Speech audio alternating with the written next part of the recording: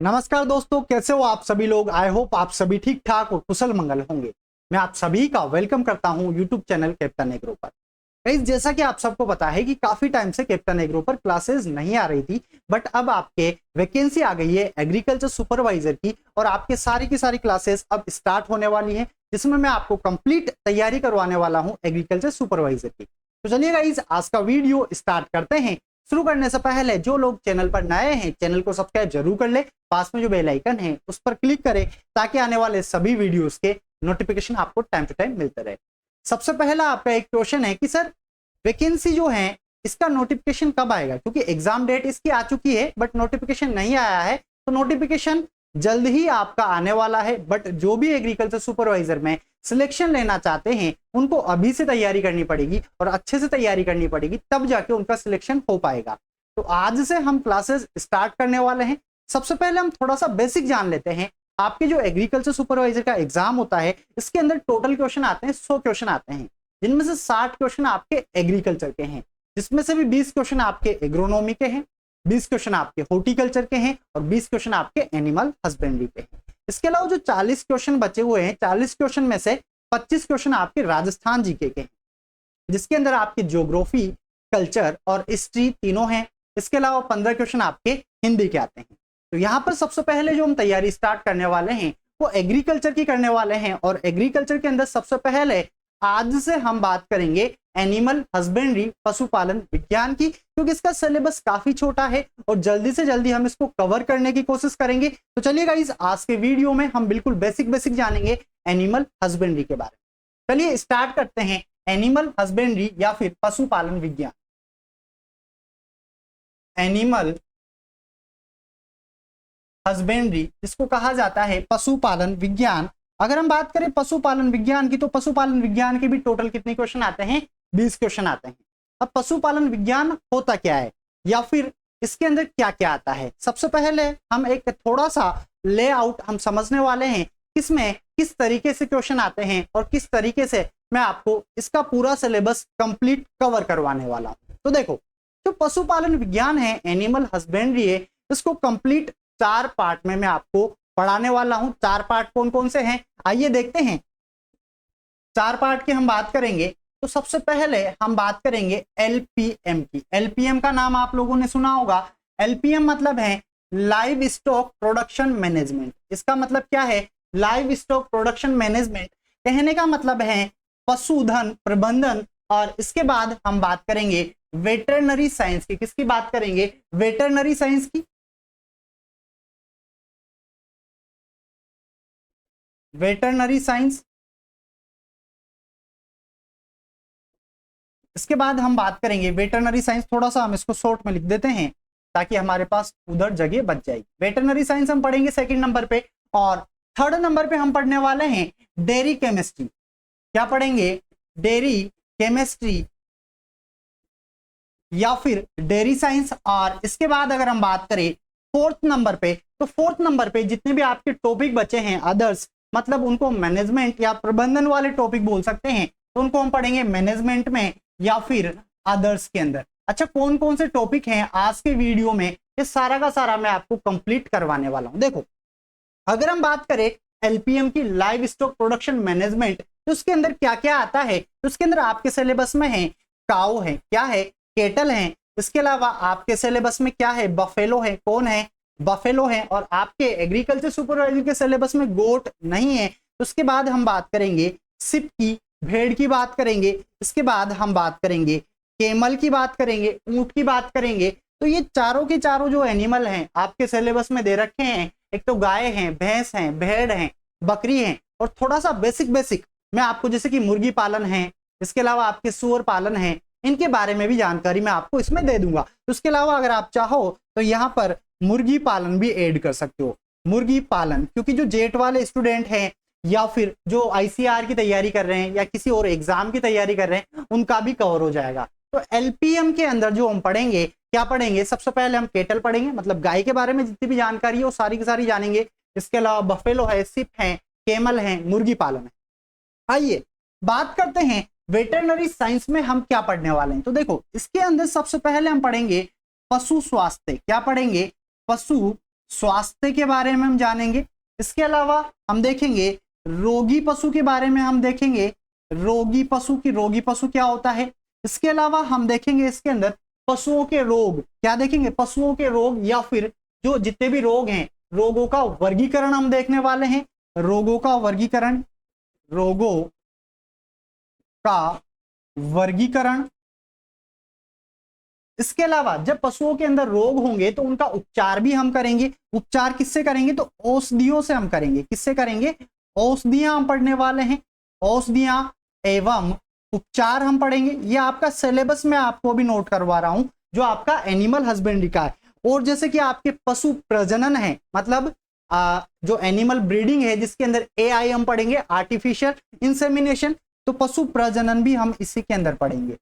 पशु प्रजनन, देखो राइटिंग में आपको थोड़ा लग रहा होगा क्योंकि काफी टाइम हो गया है मार्कर हाथ में लिए हुए, बट धीरे धीरे सब सही हो जाएगा।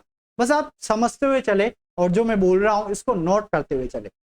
तो अब तक हमने 2 पार्ट कंप्लीट किए हैं। सबसे पहले नंबर पर हमने देखा LPM, उसके बाद हमने देखा वेटेनरी साइंस या फिर वेटेनरी के बारे में हम जितना भी है जो आपके सिलेबस में दे रखा है वो सारा का सारा हम जानेंगे। इसके बाद आता है डेयरी केमिस्ट्री की। अगर डेयरी केमिस्ट्री की मैं यहाँ पर बात करूं तो डेयरी केमिस्ट्री में हम सबसे पहले क्या पढ़ेंगे, मिल्क के बारे में हम पढ़ेंगे कि मिल्क क्या होता है।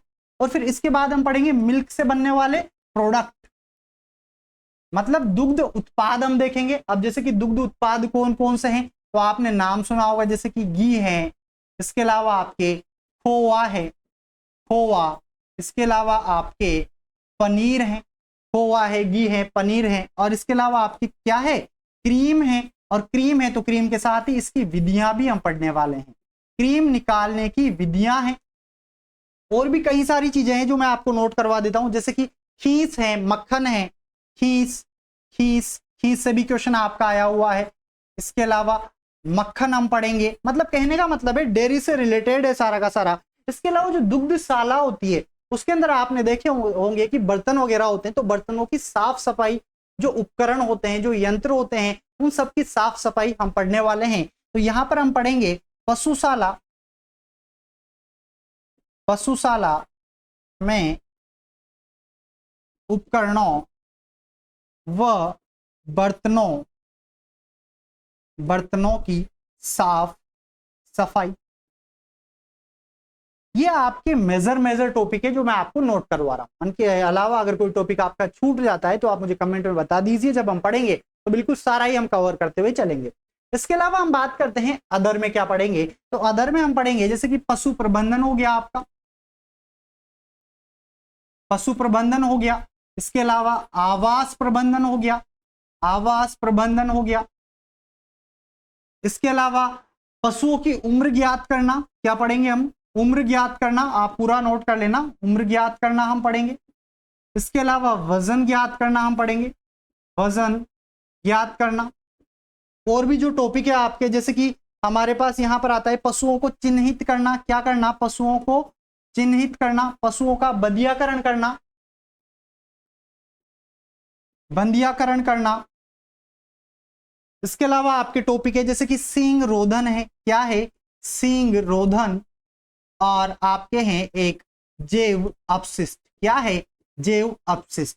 तो ये सारे के सारे टॉपिक मैं आपको कवर करवाने वाला हूं। अगर आप चाहो तो इसका स्क्रीनशॉट ले सकते हो। राइटिंग अगर कहीं पे समझ में नहीं आ रही है तो मैंने आपको साथ के साथ में बोला है, तो आप नोट कर सकते हो।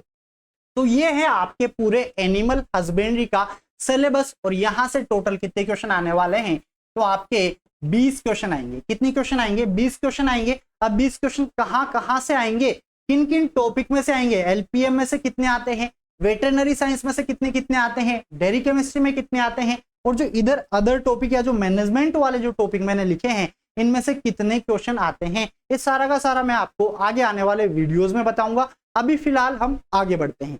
अब हम बात करेंगे पशुपालन विज्ञान की, पशुपालन विज्ञान। चलिए बात करते हैं, स्टार्ट करेंगे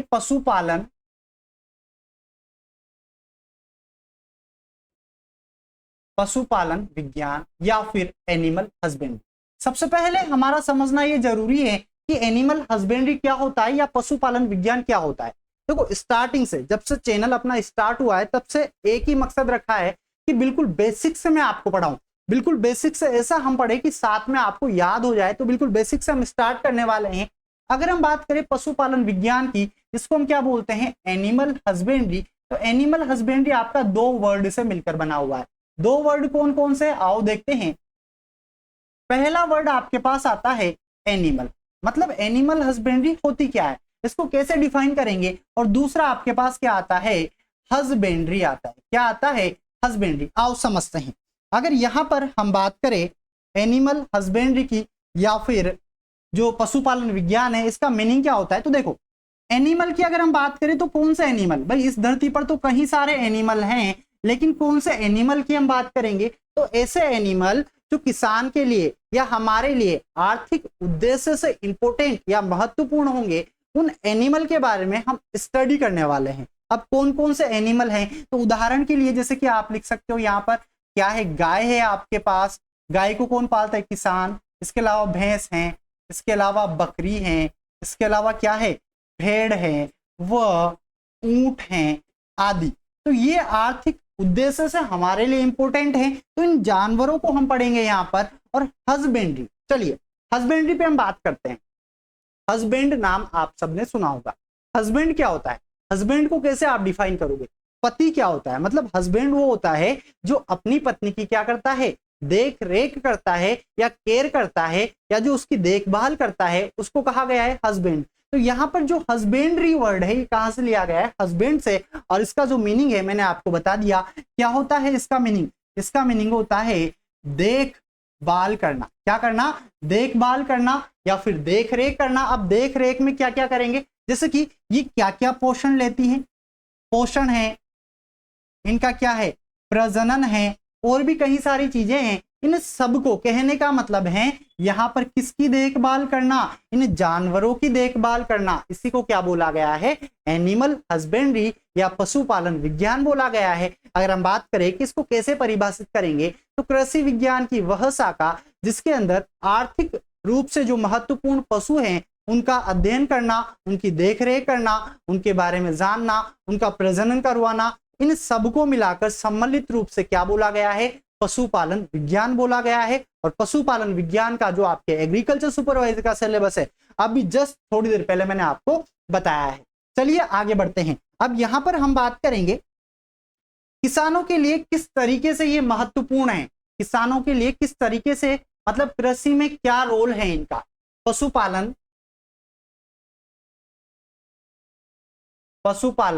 विज्ञान, पशुपालन विज्ञान का कृषि में महत्व, क्या हम पढ़ने वाले हैं, पशुपालन विज्ञान का कृषि में महत्व हम देखने वाले हैं। अब क्या महत्व है, चलिए बात करते हैं।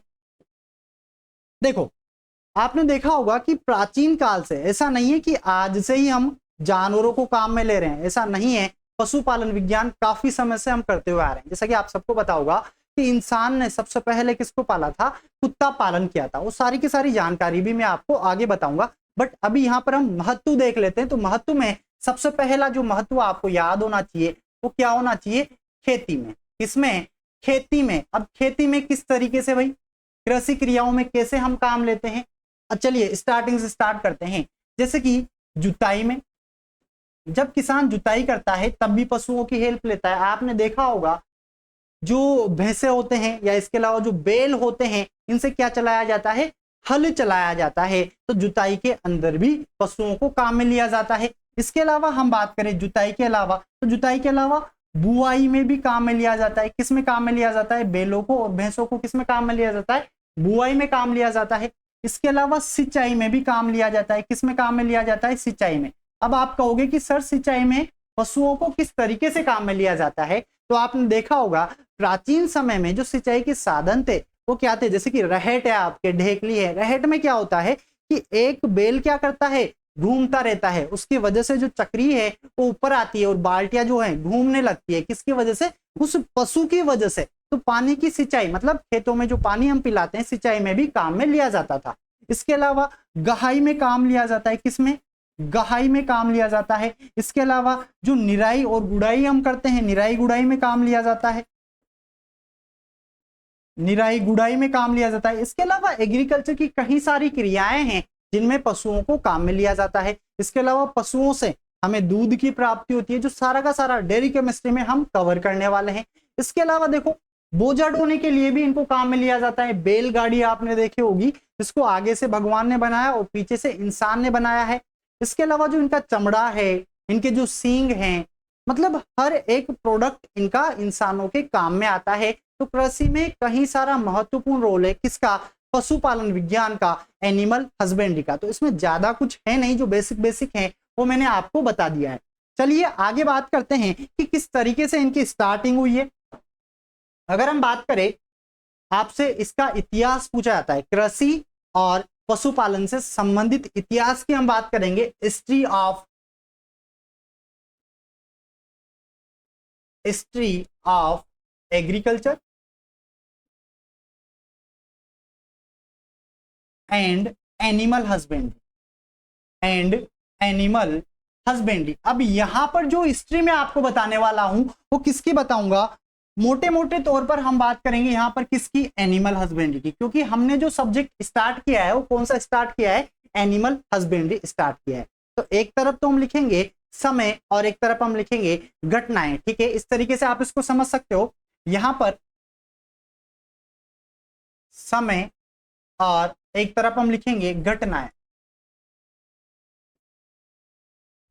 और यहां से आपका क्वेश्चन आता ही आता है। कई सारे एग्जाम में यहां से क्वेश्चन पूछा है। तो इस टॉपिक को आप अच्छे से समझे और मैं चाहता हूं कि आप इसको मेरे साथ में ही याद करते हुए चले। तो चलिए सबसे पहले बात करते हैं, सबसे पहले इंसान ने किसको पाला? ये क्वेश्चन कई बार पूछा गया है। तो कुत्ता पालन किया था।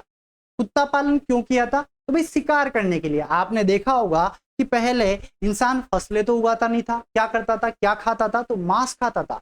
और मांस कब खाएगा? जब वो शिकार करेगा। तो शिकार करने के लिए इंसान ने कुत्ते की मदद ली है। तो सबसे पहले किसका आरंभ हुआ? कुत्ता पालन स्टार्ट किया था किसने? इंसान ने। और ये कब की बात है?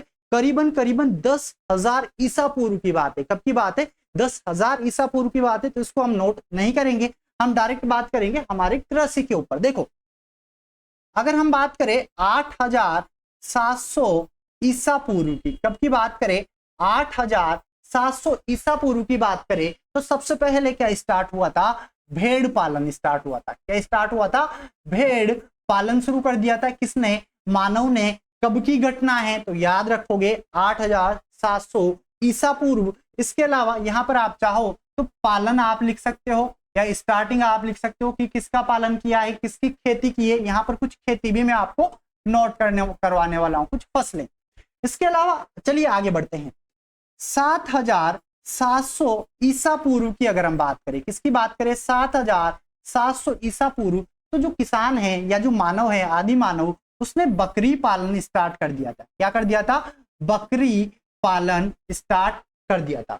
इसके अलावा हम बात करें 7,500 ईसा पूर्व की, कब की बात करें? 7,500 ईसा पूर्व। तो देखो गेहूं और जौ की खेती स्टार्ट हो गई थी। किसकी? गेहूं और जौ की खेती स्टार्ट हो गई थी। सर्वप्रथम क्वेश्चन इस तरीके से आता है कि सर्वप्रथम गेहूं और जौ की खेती कब स्टार्ट हुई थी? तो आपको याद रखना है कब स्टार्ट हुई थी। क्या याद रखोगे? 7,500 ईसा पूर्व। चलिए आगे बढ़ते हैं। अब देखो भेड़ पाल ली, बकरी पाल ली। अब जो मानव है वो क्या पालने वाला है? 6,000 ईसा पूर्व उसने गाय व सुअर पालन स्टार्ट कर दिया था। क्या स्टार्ट कर दिया था? गाय व सुअर पालन स्टार्ट कर दिया था। इसके बाद में अगर हम बात करें तो देखो 4,400 ईसा पूर्व, 4,400 ईसा पूर्व मक्के की खेती होने लग गई थी। किसकी? मक्का की खेती। कैसे याद रखोगे? ये ट्रिक भी मैं आपको बताने वाला हूं। इसके अलावा हम बात करें 4,400 ईसा पूर्व, 4,400 ईसा पूर्व तो चावल की खेती स्टार्ट हो गई थी, मतलब धान की खेती स्टार्ट हो गई थी। धान की खेती। इसके अलावा हम बात करें यहां पर 4,000 हो गए, यहां पे 4,000 ही लिखना है भैया आपको। इस जगह पे 4000 ईसा पूर्व क्या हो गया था, धान की खेती स्टार्ट हो गई थी। इसके अलावा हम बात करें 3500 ईसा पूर्व की, 3500 ईसा पूर्व तो आपके आलू की खेती स्टार्ट हो गई थी, आलू की खेती स्टार्ट हो गई थी। तो ये कुछ घटनाएं हैं और भी है जो मैं आगे आपको नोट करवाने वाला हूं, बट आप इनको मेरे साथ याद करते हुए चले, क्योंकि देखो पढ़ने में तो जितने भी स्टूडेंट है ना सभी पढ़ते हैं। क्या सबका सिलेक्शन होता है? नहीं होता। सिलेक्शन उन्हीं का होता है जो चीजों को यहाँ पर याद रख पाते हैं। और कहीं स्टूडेंट क्या करते हैं, पढ़ लिया, सोचेंगे बाद में याद कर लेंगे, और धीरे धीरे आपके एग्जाम डेट आ जाती है और बहुत सारा सिलेबस आपके पास होता है, आप उसको कवर नहीं कर पाते हैं। तो कोशिश यही करें कि क्लास में याद करें। ये मेरी गारंटी है, जो आगे आने वाले वीडियोस हैं उनको मैं आपको क्लास में ही याद करवा दूंगा, ये भी आपको याद हो जाएंगे। बस एक दो बार आपको इनको पढ़ने की जरूरत है। चलिए एक बार फिर से रिवाइज करवा देता हूं। 8700 ईसा पूर्व किसका पालन स्टार्ट हुआ? भेड़ पालन स्टार्ट हुआ। 7700 ईसा पूर्व किसका पालन स्टार्ट हुआ? बकरी पालन स्टार्ट हुआ। 7500 ईसा पूर्व गेहूं और जौ की खेती आपके स्टार्ट हो गई। 6000 ईसा पूर्व आपके गाय व सुअर का पालन स्टार्ट हो गया। इसके अलावा 4400 ईसा पूर्व आपके मक्के की खेती स्टार्ट हो गई। इसके अलावा 4000 ईसा पूर्व आपके धान की खेती, चावल उगाने लग गया। इसके अलावा 3500 ईसा पूर्व क्या हुआ? आलू की खेती आपके स्टार्ट हो गई। दोस्तों अब आप इसको बिल्कुल अच्छे तरीके से नोट कर लीजिए या इसका स्क्रीनशॉट ले लीजिए, क्योंकि अब हम आगे बढ़ने वाले हैं। चलिए बात करते हैं। इसके अलावा हम बात करेंगे 3500 तक हमने बात कर ली है। अब हम बात करेंगे 3400 ईसा पूर्व क्या हुआ दोस्तों? पहिए का आविष्कार हुआ। किसका आविष्कार हुआ? पहिए का आविष्कार हुआ।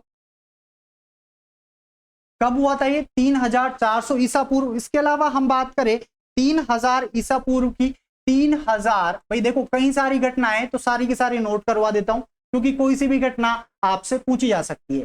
3000 ईसा पूर्व, 3000 ईसा पूर्व जो कांसा होता है, मतलब ब्रोंज होता है, कांसे का उपकरण, कांसे के उपकरण आपके बनने लग गए थे। कब? 3000 ईसा पूर्व। और हम बात करें इसके बाद 2900 ईसा पूर्व की, 2900 ईसा पूर्व, तो 2900 ईसा पूर्व आपके हल का निर्माण हो गया था। जो देसी हल है इसका निर्माण कब हुआ था? 2900 ईसा पूर्व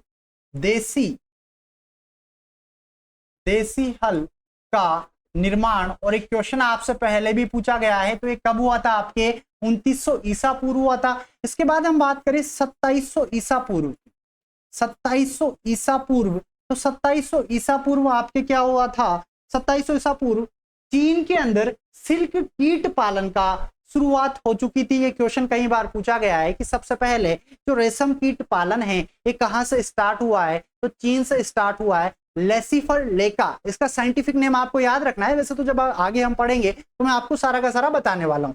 2700 ईसा पूर्व या 2700 ईसा पूर्व आपके रेशम कीट पालन, रेशम कीट पालन की शुरुआत हो गई थी। कब हुई थी? 2700 ईसा पूर्व। और कहां पर हुई थी? तो सबसे स्टार्टिंग में हुई थी ये चीन के अंदर। उसके बाद धीरे धीरे धीरे धीरे धीरे पूरे संसार में फैल गई। इसके अलावा हम बात करें 2300 ईसा पूर्व की, 2300 ईसा पूर्व, तो 2300 ईसा पूर्व अरहर, इसके अलावा आपके कपास हैं, अरहर हैं, कपास हैं। इसके अलावा आपके नाशपाती हैं, नाशपाती के अलावा आपके मस्टर्ड, सरसों, इनकी खेती क्या हो गई थी? स्टार्ट हो गई थी। कब? 2300 ईसा पूर्व। इसके अलावा हम बात करें 2200 ईसा पूर्व की, 2200 ईसा पूर्व, तो देखो क्या पढ़ रहे हैं हम? एनिमल हस्बेंड्री, पशुपालन विज्ञान। अब आपने देखा होगा कि सर भेड़ पालन का हमें पता लग गया, 8700 ईसा पूर्व पालन स्टार्ट हो गया था। बकरी पालन कब हुआ था? 7700 ईसा पूर्व।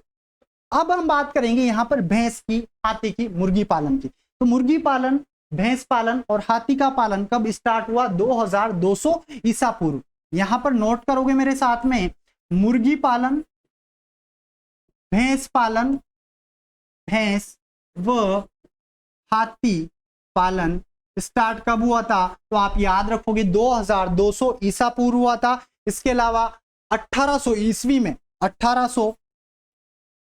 1800 ईसा पूर्व आपके मंडुआ की खेती, किसकी खेती?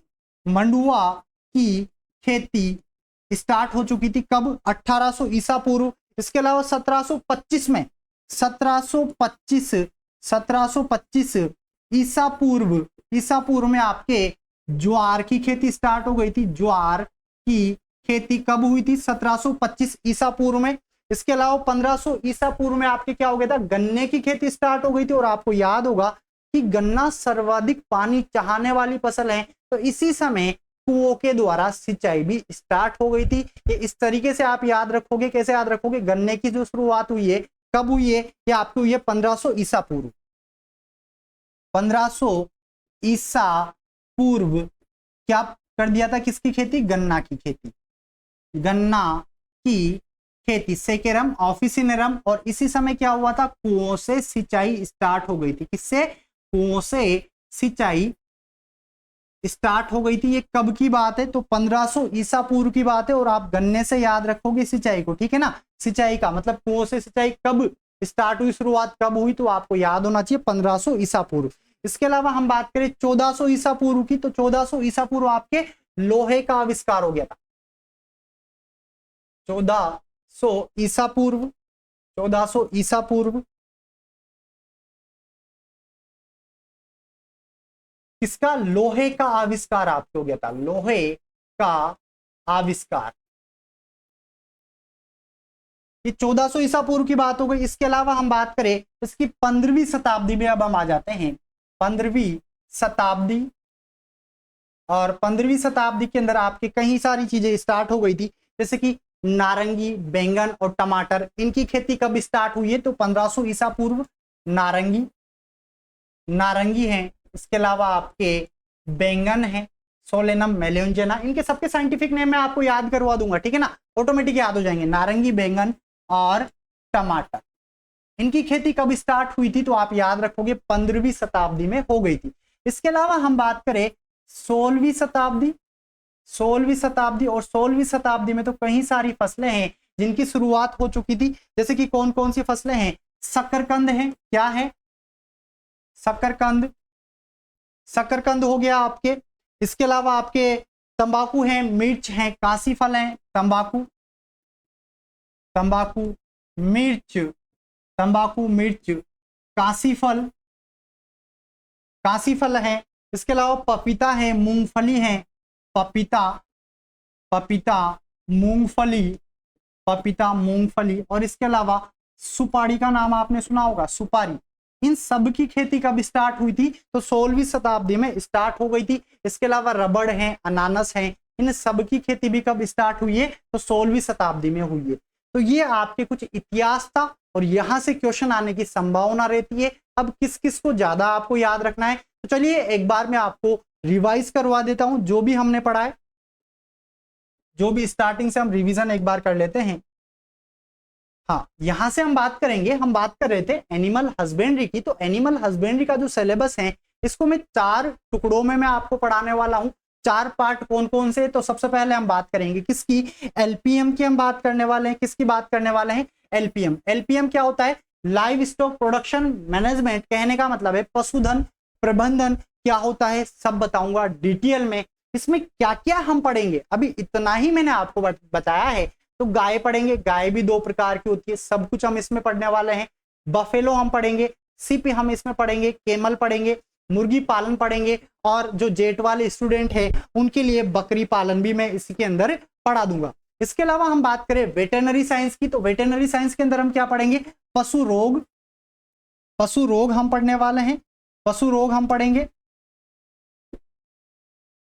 पशु रोग हम पढ़ने वाले हैं। इसके अलावा पशु रोग, एक मिनट,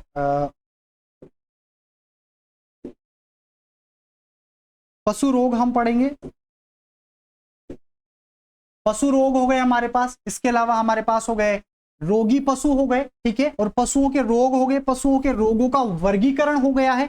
इसके अलावा जब रोग आएंगे तो औषधियां आएगी, औषधियों से हम क्या करेंगे? उपचार करेंगे। तो औषधियां, उनसे होने वाले उपचार, और इसके अलावा पशु प्रजनन, आर्टिफिशियल इंसेमिनेशन, ये सारा का सारा कवर हम किस में करने वाले हैं? वेटरनरी साइंस में करने वाले हैं। इसके बाद हम बात करेंगे किसकी, डेयरी केमिस्ट्री की। और डेयरी केमिस्ट्री देखो, जितना भी स्टूडेंट है, जितने भी एग्रीकल्चर वाले स्टूडेंट है, वो किससे डरते हैं, डेयरी केमिस्ट्री से डरते हैं। लेकिन अगर आपको याद हो तो आप मेरे पुराने वीडियोस उठा के देख लेना, जिन्होंने देखे हुए हैं, जिन्होंने पढ़े हैं, वो बच्चा आज भी उसको याद होगा सारा का सारा कंप्लीट डेयरी केमिस्ट्री का जो भी है क्वेश्चन, टॉपिक, मतलब जहां से भी क्वेश्चन आता है सब कुछ। तो डेयरी केमिस्ट्री की आप बिल्कुल कतई चिंता ना करें, उंगलियों पे आपको याद करवा दिया जाएगा। इसमें हम पढ़ेंगे मिल्क और दूध से बनने वाले उत्पाद हम पढ़ने वाले हैं, घी है, खोआ है, पनीर है, क्रीम है, विधियां हैं, किस तरीके से इन सबको बनाया जाता है, क्योंकि क्वेश्चन कहीं से भी आता है, इनका टेम्परेचर वगैरह सब आपसे पूछा जाता है, इनसे जुड़े हुए मीटर वगैरह सब कुछ हम आपको कवर करवाने वाले हैं। इसके अलावा खीस है,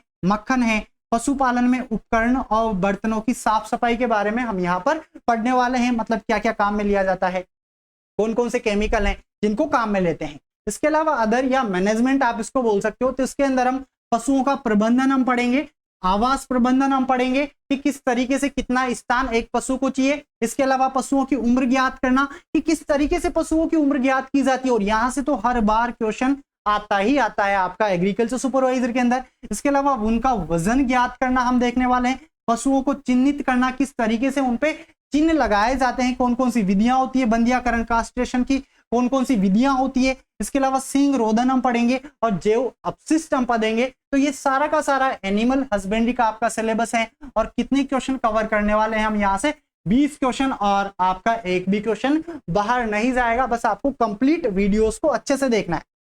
चलिए आगे बढ़ते हैं। इसके अलावा हमने बात की कि एनिमल हस्बेंड्री क्या होता है, तो एनिमल हस्बेंड्री को समझने के लिए बिल्कुल सिंपल भाषा में हमने इसको 2 शब्दों में तोड़ा है, एनिमल। अब यहाँ पर वही एनिमल हमने लिए हैं जो इंसान के लिए आर्थिक रूप से महत्वपूर्ण है, और हस्बेंड्री का मीनिंग मैंने आपको बताया टू केयर या देखभाल करना। किसकी देखभाल करना, इन पशुओं की देखभाल करना ही क्या है, पशुपालन विज्ञान है। इसके बाद हमने देखा है कि कहां कहां पर पशुओं का मतलब महत्व है कृषि के अंदर। तो देखो, खेती में है, इसमें हम जुताई कर सकते हैं, बुआई कर सकते हैं, सिंचाई कर सकते हैं, निराई गुड़ाई कर सकते हैं, पाटा हम चला सकते हैं, ठीक है, कई सारी चीजें हैं। इस सारा का सारा हम इसमें कवर करने वाले हैं। अब इसी बेसिक मैं आपको बता रहा हूं। इसके बाद हमने देखा है कुछ मतलब इतिहास, किसका इतिहास, कृषि का और पशुपालन विज्ञान का। यहाँ पर मैंने कृषि का भी आपको बता दिया है और पशुओं का भी बता दिया है, बट एनिमल हस्बेंड्री में जो इंपॉर्टेंट है, चलिए उस पर बात करते हैं। एक तो आप स्टार लगा ले किसके ऊपर, भेड़ पालन। स्टार क्या याद कर ले, कब 8700 ईसा पूर्व भेड़ पालन स्टार्ट हो गया था।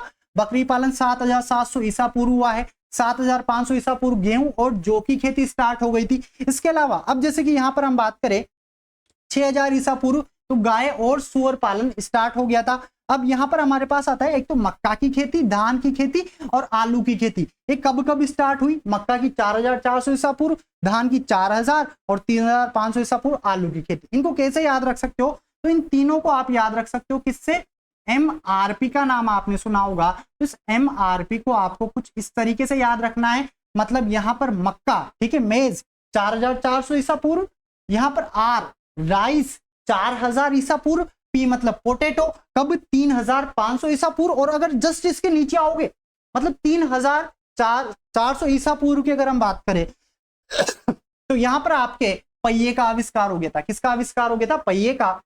इसके अलावा 3000 ईसा पूर्व आपके जो ब्रोंज हैं इसके उपकरण आपके बनने लग गए थे, और 2900 ईसा पूर्व आपके देसी हल का आविष्कार हो गया था। 2700 ईसा पूर्व आपके रेशम कीट, इस पर स्टार लगा लेना, देसी हल के ऊपर। और पहिए का भी आपको याद रखना है 3400 ईसा पूर्व है। इसके अलावा 2300 ईसा पूर्व अरहर, कपास, नाशपाती और सरसों की खेती आपके स्टार्ट हो गई थी। अब इस पर भी स्टार लगाना है, क्योंकि यहाँ पर हमारे पास क्या आ रहा है, मुर्गी पालन है, भैंस है, हाथी पालन है। ये सब कुछ कब स्टार्ट हुआ, 2200 ईसा पूर्व। और यहाँ पर 1800 ईसा पूर्व की बात करें तो मंडुआ की खेती है, ज्वार की खेती 1725 ईसा पूर्व हुई है।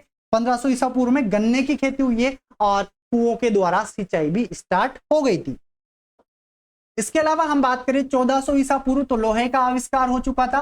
15वीं शताब्दी में नारंगी, बैंगन, और यहाँ पर टमाटर आपको नहीं लेना है, ठीक है, नारंगी और बैंगन की खेती स्टार्ट हो गई थी। 16वीं शताब्दी की अगर हम बात करें तो आपके शकरकंद है, तंबाकू है, मिर्च है, काशी फल है, पपीता है, मूंगफली है, सुपारी है, अनानास है। इन सब की खेती कब स्टार्ट हुई है, 16वीं शताब्दी में हुई है। तो ये कुछ महत्वपूर्ण घटनाएं थी जो मैंने आपको बता दी है। आई होप आज का वीडियो आपको अच्छे से समझ में आया होगा। अगर आपका कोई भी डाउट है तो आप नीचे कमेंट बॉक्स में कमेंट जरूर करें, आपका वो डाउट क्लियर कर दिया जाएगा। और अगर किसी को कुछ भी पूछना है तो कमेंट बॉक्स में कमेंट करते रहे। इसके अलावा जिन्होंने अब तक कैप्टन एग्रो ऐप को डाउनलोड नहीं किया है, डाउनलोड जरूर कर ले, लिंक नीचे डिस्क्रिप्शन में है। अगर वीडियो आपको अच्छा लगा हो तो इसको लाइक करें, अधिक से अधिक शेयर करें, और जो लोग चैनल पर नए हैं चैनल को सब्सक्राइब जरूर कर ले, पास में जो बेल आइकन है उस पर क्लिक करें ताकि आने वाले सभी वीडियोस के नोटिफिकेशन आपको टाइम टू टाइम मिलते रहे। हाँ, एक और बात, आप में से कई सारे स्टूडेंट ऐसे होंगे जो कृषि पर्यवेक्षक की ऑफलाइन तैयारी करना चाहते होंगे। अब जो भी यहाँ हाड़ौती रीजन से बिलोंग करते हैं, मतलब कोटा, बूंदी, बारां, झालावाड़, अगर आप कोटा आना चाहते हो, कोटा आकर ऑफलाइन बैच में तैयारी करना चाहते हो, तो स्टूडेंट क्या करे, मुझे इस नंबर पर व्हाट्सएप करे 7665686175। इसमें क्या करना है आपको, आपका नाम और कृषि पर्यवेक्षक जिसके आप तैयारी करना चाहते हो और कहां से बिलोंग कर रहे हो, ठीक है ना। इस पे एक ग्रुप पे आपको ऐड कर दिया जाएगा जिसमें आपको सारी की सारी जानकारी दे दी जाएगी कि कोटा में किस जगह पर हम स्टार्ट करने वाले हैं, कब से आपके डेमो बैच स्टार्ट होने वाले हैं, सब कुछ आपको बता दिया जाएगा। तो इस नंबर पर आप क्या करें, इस नंबर पर या फिर जो कैप्टन एग्रो ऐप है या इसके अलावा जो मेरा इंस्टाग्राम अकाउंट है, फेसबुक है, कहीं पर भी आप मुझे मैसेज कर सकते हो, आपको सारी की सारी जानकारी दे दी जाएगी। हम मुलाकात करेंगे अगले वीडियो में, तब तक आप सभी को मेरा राम राम, नमस्कार, जय जवान जय किसान, जय हिंद, बाय बाय।